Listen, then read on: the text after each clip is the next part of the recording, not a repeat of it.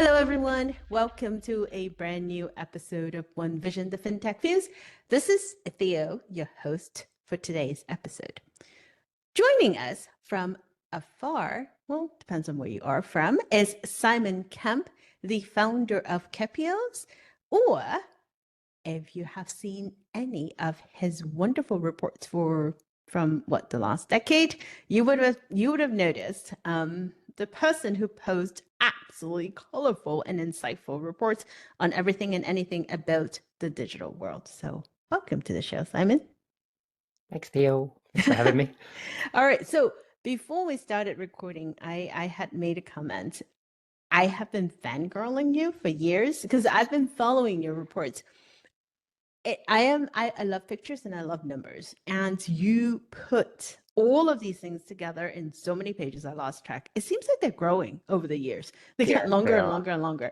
But you always paint such a beautiful story and an easy to digest story about how people are adopting different aspects of the internet, mobile penetration, social media, et cetera, broken down by countries and demographics and all of those. Needless to say, I do want to ask you, over the years that you've been producing these reports, before we dive in, has there been any special moments that you want to share with us? Some goofy moments, perhaps? And going into 2025, the most recent one that you had released, what's been the most counterintuitive finding that challenges what we think about the digital economy? Let's start there. Yeah, there's a lot to unpack there. This might be an entire episode in one question. Also, I have a terrible memory, Theo, so I'll probably forget the second question by the time I've answered the first one. So bring me back. That's the fun part of it. Yeah. So I think that there've been some really wonderful moments. So it's been 15 years that I've been doing the reports. They started out this tiny little. It has, yeah. So I started them, well, just almost. It depends on when you count the official start. 2011 was the first time we did them sort of freely available in their current format, but I was producing similar sorts of things before that. But yeah, they started out as an 18-page frustration. So back in 2011, I was trying to convince marketers all around Asia that social media was a thing and that they needed to get involved in it. And the constant pushback I got was, nobody uses Facebook in this region, they use other things. And I was lucky enough to have a couple of data points that we'd got from partners or our own research. And I would share these with prospective clients and say, no, look, here's some data that proves the opposite. And they're like, oh, this is really interesting. Have you got any more? And so I was speaking to a journalist about this, and he said, why don't you put them into a little PDF, publish them to SlideShare, and we'll feature it in an article? I was like, oh, that's a really good idea. Yeah, that was slippery slope. Be careful what you wish for. So what started as an 18-slide little, oh, that'll solve this problem, over 15 years has grown into a massive business where we publish 25,000 charts a year. It's a standalone business now, so it's just producing the reports and doing some analysis around them rather than the agency that they were originally designed to promote. So that's the context of the background. I warned you, I talk a lot. So yeah, when you want to interrupt me, let me know. Fun points along the way. This is going to sound really sort of weird. There's little stories like, sort of, somebody on the other side of the world contacts me and said, your report helped me get a job, or your report helped me sell this piece of work. That's always wonderful. Knowing that something you've published has helped somebody achieve what they're looking for. So you get these sort of day-to-day wonders, but at the other end of the spectrum, we've got these magical moments when world leaders use the reports. So we've actually had, I'm not going to name names, but there is a world leader that has actually presented at the United Nations citing our research and our reports, which is just wonderful. So, knowing that you've got to a stage where you're able to help people build digital roadmaps for countries, you kind of feel like, this was more than just solving a little irritating problem. This has actually become something that's helping the world to become more digital. So, I take pride in that. I mean, the good news is the vast majority of the work that goes into the reports is done in collaboration with partners who do the research for us. So throughout, hopefully, this conversation, I'll get the chance to name drop some of those wonderful organizations that help us. It's not just me sitting there conjuring up numbers out of nowhere. But yeah, bringing all that together and being able to share it with people that need it is definitely a high point. We've had the WHO say that they use the reports to help them plan how they do their stuff as well. So, I like that kind of stuff. It makes me feel like I'm not just going mad in my little data cave publishing endless charts. I don't think it's a data cave. If anything, I would say you did an amazing storytelling through those PDFs, and it's a hard job to do because data by itself, it's data, right? It's how you portray them and how you group them. It tells a story. It tells a story that is important and useful to others, and that's how you caught my attention. Gosh, more than 10 years ago, actually. And I used to share your reports on Twitter, X, thank Twitter. You. When it was Twitter, it's allowed. Twitter. Yeah, when it was Twitter. So going from 18 pages, it's absolutely, it's hundreds of pages now that you release from things like, this year. What are some interesting tidbits that you want to share with us from the most recent report? This is a very dangerous question because the reason they're in the report is because I'm interested by them. Yes, but there's a specific topic and we'll get to that. But before that. Yeah. Yeah, I think so. Some of the stuff that really stood out for me this year. So every year there's something that's slightly different that catches my attention. This year it's been demographics and specifically aging populations. Now, this is not a new topic. I'm a bit late to this party, probably. Topic. That's my passion area. Yeah. But we can definitely I think we can dig into that from your perspective as well, because what's really interesting is my view of the data is very specific to my perspective on the world, and everybody views these things slightly differently. And that's what I love about data, is depending on where you're standing, it looks different, right? It's the three blind people looking at an elephant story. So I think, from that perspective, the demographics bit really stood out for me for a number of reasons. I think that the bit that really shocked me, the bit that really grabbed my attention, is we started doing a bit of a deeper dive into the use of YouTube around the world, because YouTube has always been a big platform, but we're increasingly being able to see how it is more than just a video platform. It's all sorts of different things now. It's increasingly TV. We'll come back to that one later as well. But when you look at the populations of audiences that use YouTube in the United States, the over 65s are now the largest group of YouTube users, which it probably doesn't come as a surprise to a lot of people, but at the same time, to me, I was a bit like, goodness, okay, we're now in a situation where the biggest share of people using this video platform are folks in the older age groups. And then when we started looking at things like how much of consumer spend is attributable to older age groups, we realized that in places like the United States, more than half of consumer spend is attributable to people over the age of 50. It's the same across the whole of the European Union. In the UK, it's like 53 or 54%. And then you get to countries like Japan and households headed by people over 50, it's like 60% of consumer spend. So it's like, hold on a minute, there's a huge gap here, because when you look at what especially the marketing world is doing, when it comes to digital, they're almost completely ignoring it. Everybody's obsessed with Gen Z, which is fine, but that obsession is not necessarily the most appropriate and certainly not the sole focus that all marketers in every category should be looking at. I think that then, the realization that there was this trend on YouTube then made me go, right, hold on, let's go and look at demographics of other things.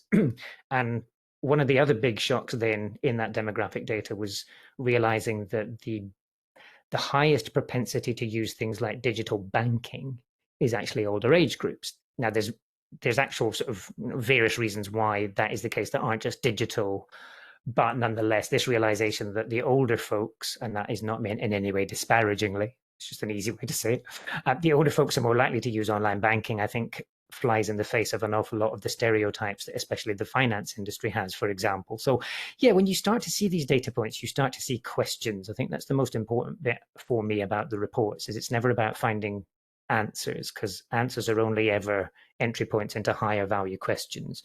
So you'll never find the answer that you need in just the data. You'll need to always interpret it in some way. But yeah, doing these reports, the reason why they've grown, Theo, the reason you saying that, it's expanded every year and it keeps getting longer, is because every time I do a report and then I analyze it in the weeks after that, I'm like, oh, what about this? And then it's like, oh, let's bring that data point in. And so it just scope creep.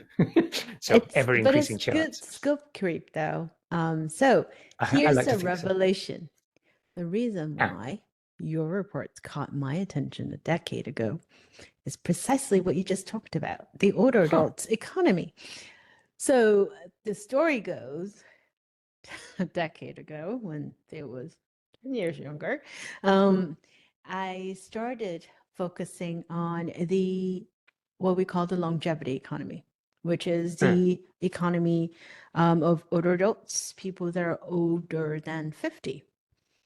Yeah. It's a massively ignored demographics of people who have money, who are Mm-hmm. spending money, who Mm-hmm. are not all retired. Some of them are working, contributing, doing social work, and spending money not just for themselves, but also for their children and grandchildren. Yeah.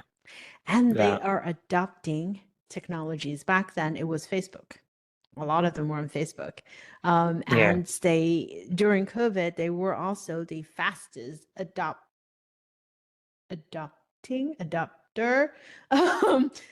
audience of digital payments, of PayPal, actually. Yeah. Those who are older than 55. So your reports, I was digging into it because I was looking for those trends. We were trying to quantify and qualify the market for Yeah. entrepreneurs and VCs and say, hey, there is a market to be had, and this is the growing market. So that was the Yeah. revelation. That was what Good. attracted me to it, to your reports. And like you said, I love how you were saying data looks different based on, who's looking at it. It's not the answers, but you keep digging for what you Yeah. need. And that was precisely what your reports did for me. Excellent. Yeah, see, now we went full Another circle. another happy story for me. Thank you. Good to hear that. Exactly. No, so that I kid you not, because no one else provide that level of data with the lens that you did. And that was very useful. Thank you. Now, Good. That's quite all right. see, you didn't know, right? Here are the nuggets.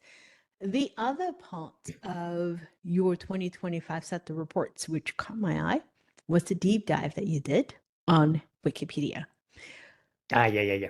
That part was fascinating because in there you were Mm, talking about what you would call the worrying trends, if you will, and traffic going to Wikipedia, who has been going down. And you yeah. gave a lot of hypotheses. Is it because people are searching differently? Is it because AI is taking over the traffic? What does that translate to the rest of the digital economy and how we're consuming information, and who might be able to, I don't know, have the top spot um in the whole digital highway? Is that even a word we still use? I don't know. I feel old now. Information superhighway. I remember Uh, those days. oh my Cyberspace. God, that was We're like showing our two age here, decades Theo. ago. Oh, we are absolutely showing. Oh, Let's not no, go no, no, no. there. We're still young. We are smarter. We're smarter and wiser. This older and wiser. Exactly. I always tell people, I'm like, come on, I'm like over half a century. Okay. So, it's only it's only going to keep going up, just like roller coaster. It's not coming down. I'm gonna keep at it. So I wanted to ask you, like, that was an amazing find, right? Like, I'm sure you were digging, and then you get probably really, really excited. So walk us through, what were your hypotheses in that, and what should we be thinking about or worried about? Yeah, so this is I can take a little bit of a step back as part of this because I think this is one of those bits that a lot of your listeners and viewers maybe sort of struggle with when they're looking at data as well. Is like, what's the process of going from data to insight to action and the rest of it? So this one came from looking at a single data set, which was the ranking of the world's top 20 most visited websites. So we've got a couple of different sources for that, again, give different perspectives, which I find very valuable. A lot of people say, oh, these contradict each other. It's like, no, they don't contradict each other. They give different perspectives. So SimilarWeb and SEMrush were the sources for these charts in the report. And basically they just say which of the top 20 websites in the whole world that get the greatest volume of visitor traffic each month. And Wikipedia has consistently been in the top 10 ever since we started publishing those rankings. But I noticed that it had started to slip. And of course, you can imagine somebody who's spending their life looking at digital trends increasingly over the past few years. We've been getting lots of questions about, tell me about AI. How is it? Blah, blah, blah. And I'd noticed that ChatGPT was rising up the rankings and Wikipedia was sliding down the rankings. I was like, okay, good. That's probably a nice little nugget that we can put in our analysis and give some perspective. And then I started looking at that and then looking at the numbers over time. And that was when I realized this quite precipitous drop in the monthly visits to Wikipedia. And my immediate response was, oh, people are probably taking the questions they would have taken to Wikipedia to ChatGPT, dismissively, same stereotypes that everybody else does. I thought that'll be the answer. And I was like, let's see if that's the case.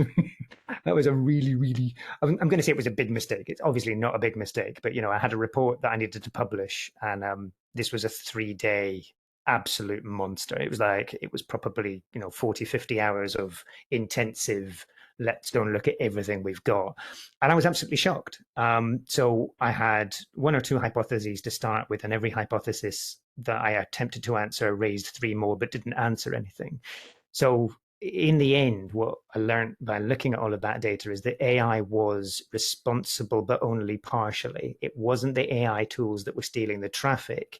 It's the way that organizations that are trying to train LLMs are approaching monopolization of content and partnerships in order to carve out their competitive advantage, if you like. And unfortunately, open systems like Wikipedia, and especially publishers of any kind, are really suffering from this. So if you are an information-based outlet, and I mean this in the genuine sense, and I'm making that clarification because there's an awful lot of organizations out there that publish blogs because they want SEO clicks, but in all honesty, they're trying to sell you products. Those are not really information-based websites. Those are parasites in many instances. I find them very frustrating because they take traffic away from the people who are doing the hard work, and there's no credit in many cases, and there's certainly not any financial reward back. AI is exasperating that, and we need to sort of dig into that bit as well as part of this. But what I noticed as part of the research into Wikipedia is that this isn't just a Wikipedia problem. So Wikipedia over the last 3 years has lost about 20 to 25% of its traffic, which, because it's a non-profit, doesn't sound like a disaster. For the Wikipedia Foundation, is this an issue? It depends on how you look at it. I mean, obviously, it would be emotionally frustrating for them. But what you realize is that if that traffic goes down, if it loses its place in the world, fewer people are going to contribute to it. It has less of a standing. Because fewer people contribute to it, it becomes less and less rich as a resource. As it becomes less rich as a resource, it again begin to this vicious cycle of degradation. Whatever your views on Wikipedia, whatever your views on the accuracy of information, there is an absolutely vital resource. And the fact that it is often something that, if you read the comments behind why certain pages are getting edited and the firestorms between people of different political views or whatever else, it's absolutely essential that we have that, because we need people of different perspectives to contribute to the conversation. If it's just one-sided, there is no conversation anymore. It's a monologue with yourself, and that's a definition of madness.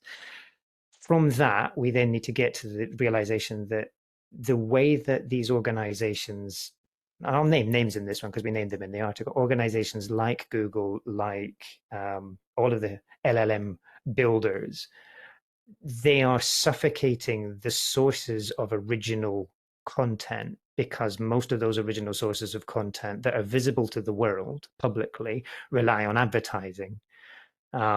And because they're no longer getting traffic, because either the LLMs are sort of taking that traffic away, or it's simply not getting the click through from organic search anymore, they're not getting revenue, so they can't pay their staff, so they can't get the content, and it's going to die. This is affecting Wikipedia, but it's also affecting the world's biggest news organizations. So even the New York Times, the Guardian in the UK, like all these world famous sort of news publications are seeing dramatic drops in their traffic to their websites. Now, you might argue that the people that really care about this are using the app and they're paying for subscriptions and stuff, and that's fine, but it's not the people that pay for it the concern here. The people that pay for it have already been convinced of the value of information because they're willing to pay for it.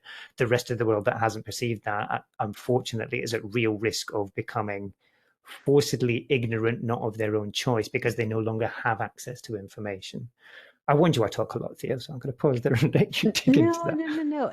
That was what caused my That was what caught my attention, because when I first saw that, I had the same bias, which I thought, oh my goodness, of course, people go straight to AI because they don't want to research anymore. They just want to go straight to something that gives you an answer instead of options and things you have to click through. So that was what I thought was happening. And then I started going through all of the hypotheses that you have. I'm like, oh, wait. Oh, no, wait. Oh, wait. Right. So that was my reaction. And I think in a lot of sense, when you start talking about the published news sites, for example, the New York Times of the world, and the New Yorker of the world, all of those, or even authors, right? Book authors. Exactly. We are all having the same challenge, is how do you compete with something out there that's crawling all of the information that's available, whether or not it's licensed or not licensed, because there's no regulation around it, and make it available free of charge to people, and sometimes not in the right format and not sometimes in the right context. Incorrect. Exactly. So it causes a whole lot of frustration, and like, what do we do, right? It feels like the big ones are getting bigger, because they have more leeway to resources, they have more leeway to influence policy making and all of that. And then where does that leave the little guys? So I do feel that frustration. Now, going back to your sets of wonderful reports, one of the things I love the most is your breakdown of all of the countries. Literally, it's like, wow, it's fascinating looking at, regions, but looking at, breakdown of countries where they're adopting different tools and where they're using it, demographics, like what you were just talking about earlier. Has there been any countries or regions that have surprised you with unexpected behaviors? And there's a reason for that, Matt, question.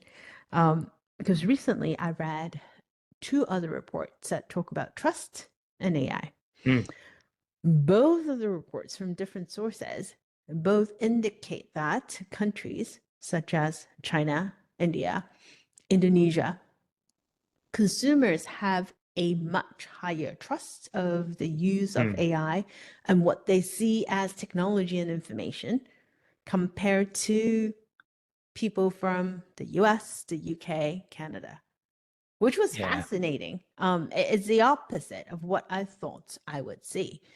So curious to know from your perspective, do you see anything interesting when it comes to countries and digital behaviors of consumers? Yeah, that's one of the most important reasons why we publish the individual country reports. Is every single country is different, and even within countries, different. People of different backgrounds and different walks of life have different preferences and different behaviors. And I think understanding those is critical if you're going to be effective at doing anything you need to do on the internet. Countries that stand out in particular are Japan. There is no country on earth that is more different to everywhere else than Japan. It's got a special place in my heart because I just love visiting the country. But even if I detach myself from that and I look at the data points, it's amazing how even just something as simple as device usage is so different in Japan. Now, there's all sorts of reasons for that. Japan was an early pioneer of mobile internet.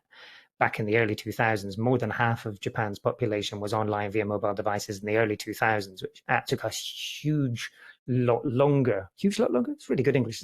Took a lot longer elsewhere in the world because most other countries waited until they had things like the iPhone before they really embraced mobile internet, whereas Japan was a good decade earlier in terms of the momentum that it had built for mobile internet. Because of that, they then also built preferences for online brands that were successful in the mobile space. So brands like Yahoo in Japan, which is actually, it was originally part of the same brand, but is now a completely distinct company, even though it still has the same branding. But Yahoo gained real momentum quite quickly in Japan because it was very effective at building a mobile offering for the special kind of like the flip phones that the Japanese had back in those days. They were called Keitai devices. And it was this entire world where the internet was actually completely different in Japan to everywhere else. the language is different, the culture is different, the demographics are different. You can list all sorts of reasons why, but in my mind, looking at where the differences began, it started with they were quicker to embrace this mobile internet, and therefore all their preferences and behaviors stemmed from that, and those endure 20 years later. So even today, Yahoo is massive in Japan, still one of the most important sites.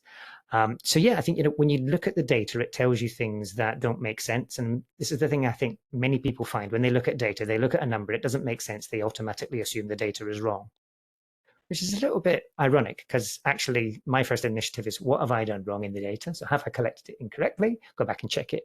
Then it's like, what have I interpreted wrong in this data? Why would I be mistaken about this?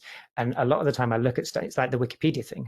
It's going to be because people are going, they're just looking AI summaries, and it's like, no, that wasn't the case. You've really got to test. So when you spot something that doesn't make sense in the data, that's an opportunity, not a mistake. Don't get me wrong, there are mistakes in data on a regular basis, and no data set is perfect. So don't trust a data source on its own without doing your due diligence. But at the same time, just because it doesn't look right doesn't mean it's wrong.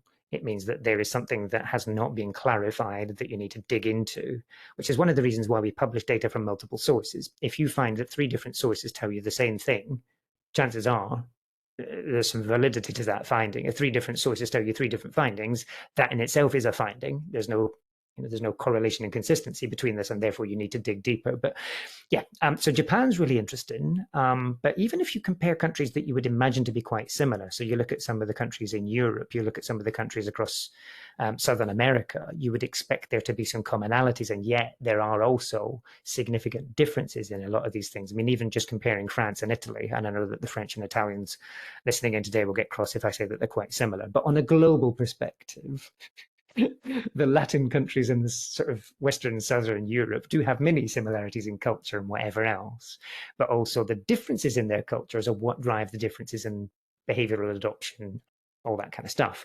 Culture is the most important driver of technical behavior. And I think this is a bit that shocks an awful lot of people that are getting involved in digital, as they believe somehow it's all a technical story. It's absolutely not.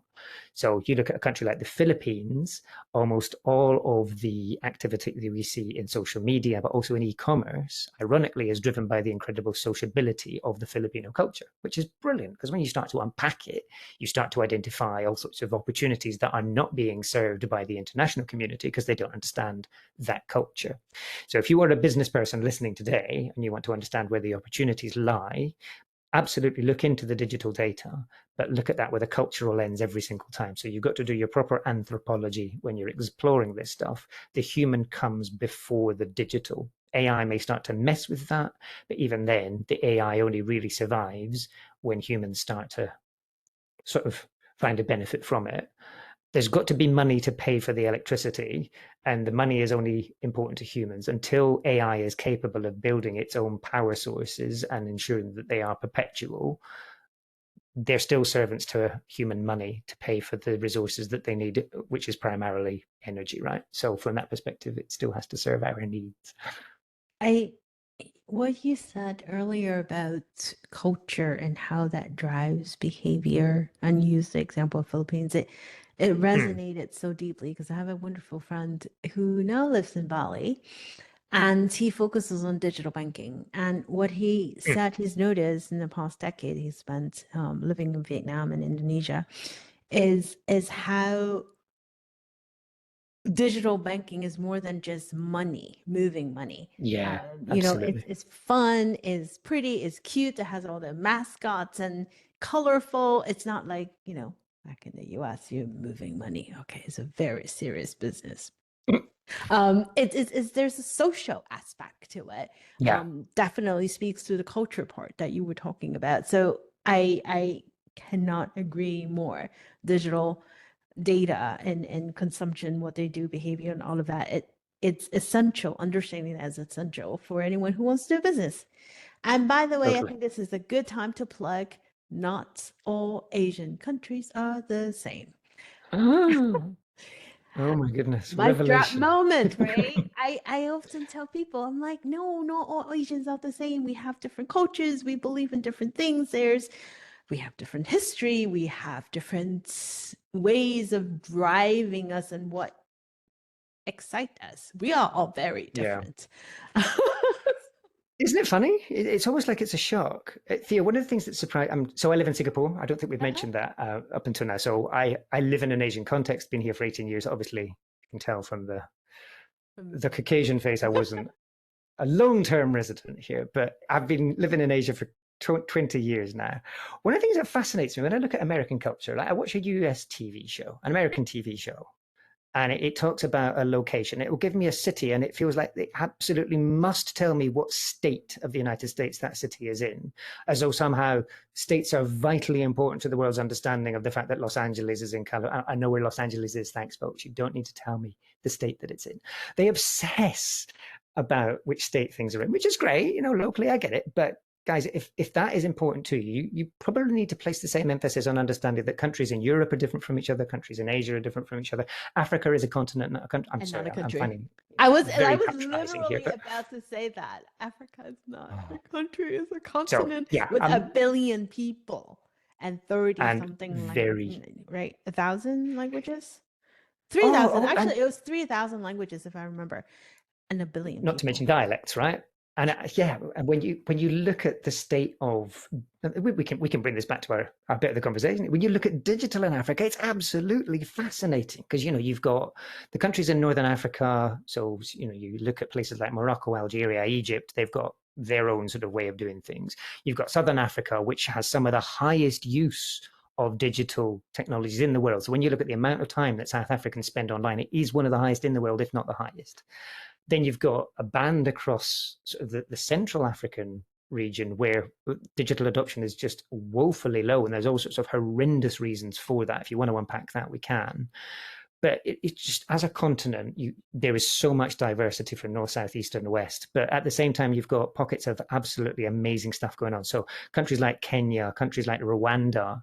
Rwanda fascinates me. Anybody over the age of 40, 45 will probably remember Rwanda, unfortunately, for the war that took place, the civil war that took place there a few decades ago. But you look at Rwanda today, and you look at the level of sophistication in many cases of especially the larger metropolises in Rwanda. It's just like it is indistinguishable in many cases from what we might call Western countries. I mean, obviously, these countries still have the challenges. Don't get me wrong. I'm not trying to sort of downplay the challenges, but at the same time, the level of sophistication, especially in terms of digital behaviors that we see there, I think would shock many people if they haven't spent any time looking at it. So, yeah, I'm really going to build on your point there, Theo. Please take your time to understand the world outside your front door because it's big and it's exciting.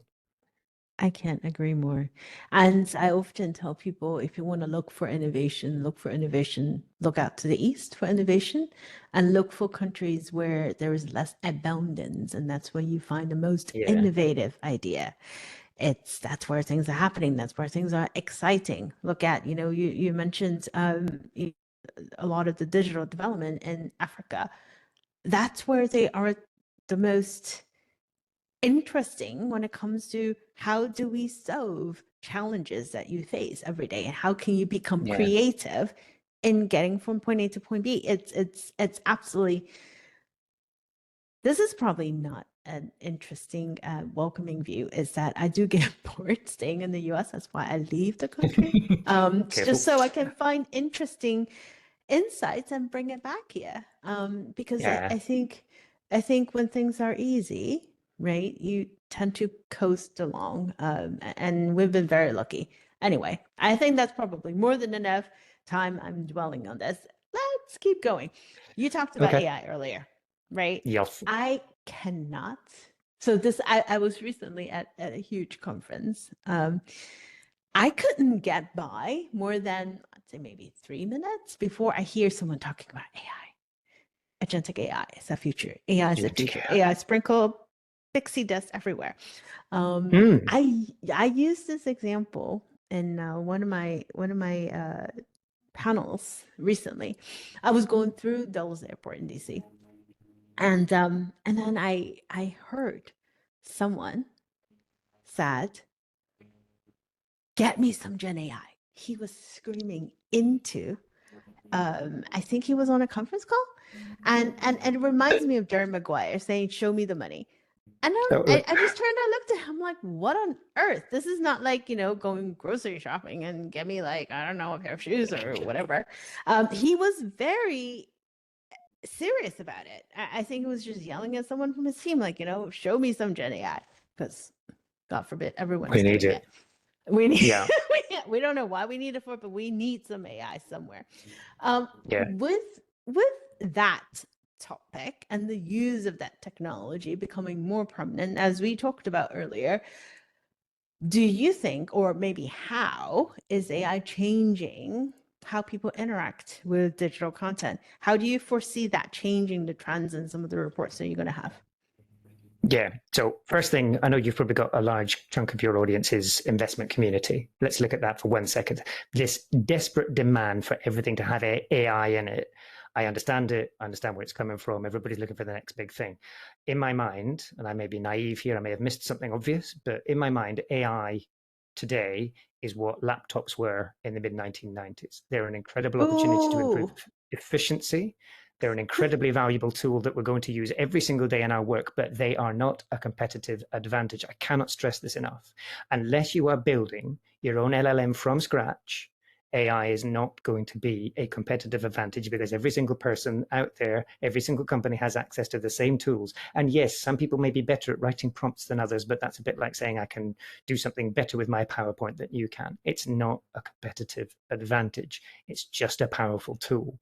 Now, that's not to say that companies like OpenAI are not going to be massively valuable. They already are, but they're building, they're in the gold rush, they're building the picks and selling the jeans, right? They're the tools behind it. They're not the ones collecting the gold.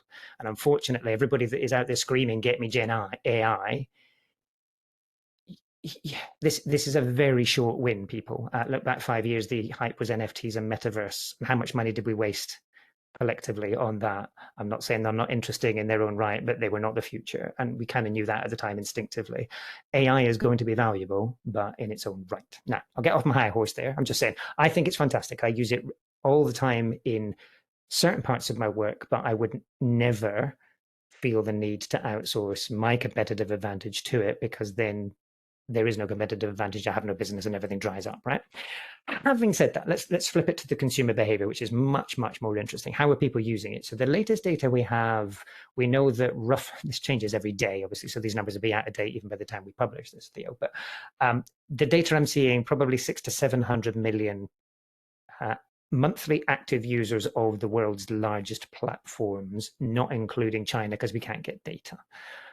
When you then bring in, so that's standalone platforms. When you bring in tools that are baked into things like Microsoft Office and the Google Suite, we're looking at over 1 billion, but the extent to which people are using them in an integrated environment like that is unclear.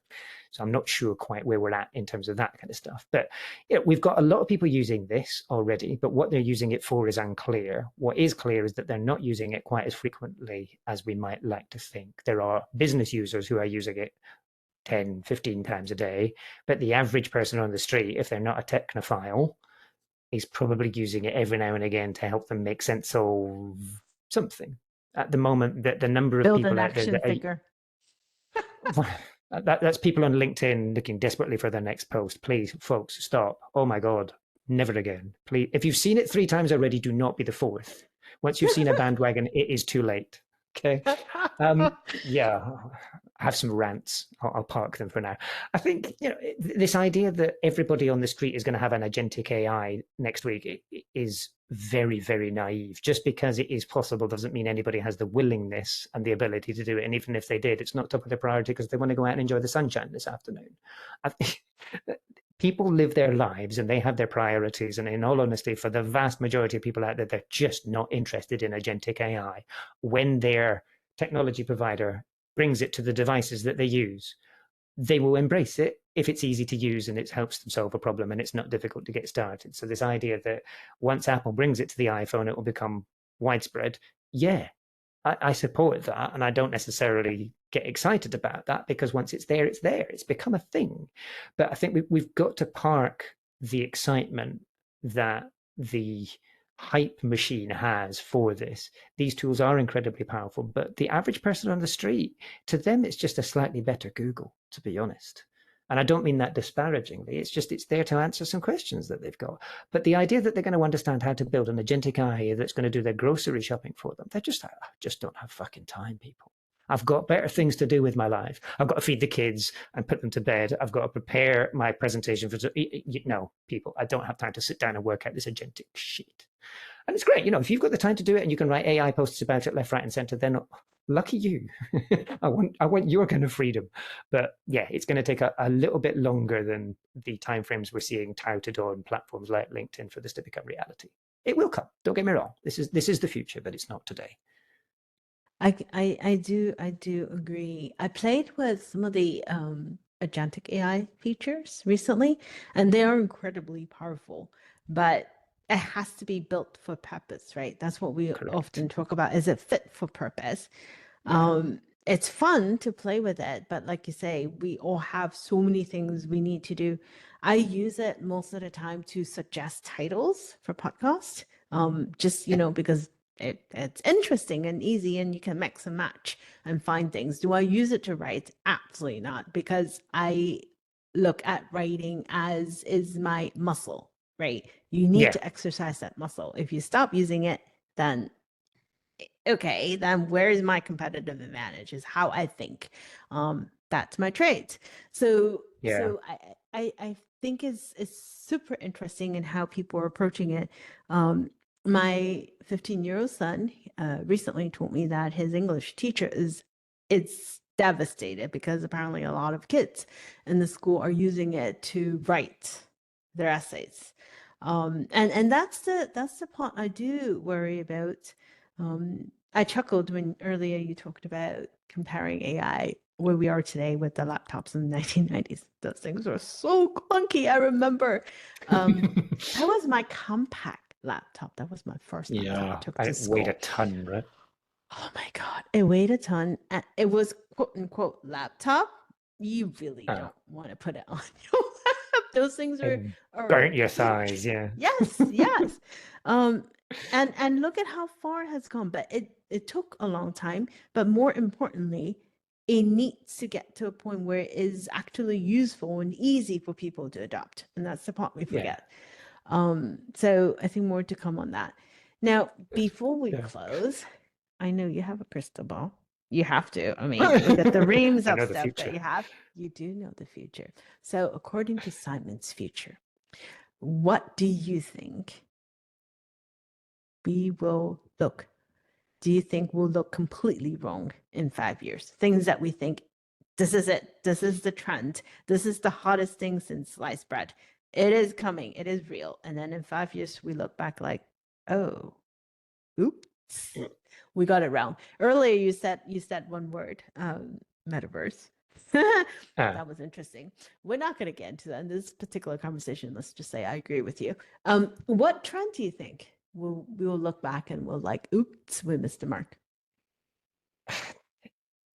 So I won't come back in 5 years and hold you to it. I was just asking. I will come back to myself. No, so let's go back to that. The NFTs and the metaverse. I was quite clear in my analysis at the time that there was no evidence that this was a sustainable pattern. It was interesting, but until it became a little bit more than people selling pixelated monkeys for elevated prices, it was never going to be a meaningful trend, right? It was just a hype bubble. That is absolutely not the case with AI. You look at AI and this technology is going to become part of everything we do. This is like the advent of the steam engine and the web.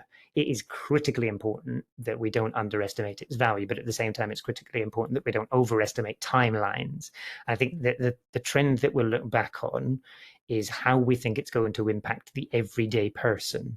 So until we make it easy for people to embrace these tools as part of their everyday life, it's going to take a lot longer than I think many businesses and certainly an awful lot of investors anticipate. Having said that, if there is a consumer technology company that can crack this, whether it is Google or Apple or whether it is OpenAI and the Johnny Ive partnership, and they've developed this piece of hardware that becomes the next iPhone, and changes our relationship with technology, that's the bit that we need to look for. Until this becomes something that, I think about my mum, who is of the senior generation that we talked about earlier. My mum obviously hears an awful lot about technology from me because I never stop talking about it. But the idea that my mum is going to do something like create an agentic AI that does her grocery shopping for her every week, and no, she's not going to. She wouldn't mind if somebody showed her how it works, but even then she'd be like, I quite like browsing the aisles of a physical store and touching my vegetables. And hey, that's me. Right. And the vast majority of people are not about to throw everything out the window just because a new technology comes along. They'll play with it, they'll get excited about it, but it's not going to fundamentally change their lives. So I think that's the bit. We just need to be a little bit less hyperbolic about everything and be a bit more reasoned and say, for the average person on the street, what's the opportunity for them? How likely is this to replace anything in their life that involves spending money? And even if it did replace those activities, would it change where they spent their money? So if my agentic AI simply went to the same Walmart store to buy stuff, but it did it instead of me, what's changed? I've saved myself some time, but Walmart still gets probably the same amount of money from me. So realistically, folks, the opportunity there is limited, except for me having fun with technology. So that was a very long answer that didn't answer your answer. I just would say, approach this with a degree of common sense. Having said that, I am excited about it. So don't think I'm an AI skeptic. I'm a skeptic of the hype machine on LinkedIn, especially. Stop, people. We don't need another post about it. We really don't. I agree with you. I think that the technology has potential to change the way we live, to change the way we work, to change the way we approach money. Reimagine banking. I think recently I said that. Because I think the advantage of what the technology has is not just helping us do things faster. It seems like everyone is hyper focused on efficiency, but is beyond efficiency. I like to compare it with how the iPhone has changed how we do things and create a new ecosystem, right? The fact that you can call a car, like you were talking about earlier, in the middle of anywhere in the city.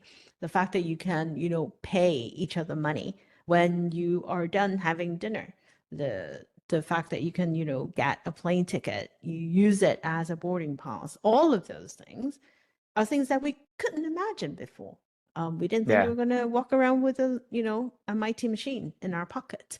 So I think eventually AI as a technology will have a similar impact in things that we do and how we think that we're going to be interacting with each other day to day. But it will take time, and it will take time to find the use case that makes sense for people. I absolutely agree with. So good. I don't think I'm going to see a digital Simon next time. Let's hope not. I doubt it. No, it's not on my list. If somebody else creates one, you might, but no, I'm very definitely planning to remain human for some time. Awesome. So organic Theo to organic Simon. I like this conversation. Appreciate your time today from Likewise. the other side of the world. And for the rest of our listeners, if you had not seen Simon's reports, please do go look him up on LinkedIn. The reports are mighty, literally. I can't find a different word for it. You'll see, digital trends, you'll see global snapshots, you'll see all kinds of anything that you want to know about the digital economy. Thank you so much for joining me. And for free, right? I couldn't believe it. You can actually download and play with it. So until next time, thank you so much, Simon. And for the rest of our listeners, thank you so much for joining us for another episode of One Vision. This is different, but I hope you enjoy it. And we'll talk to you next week.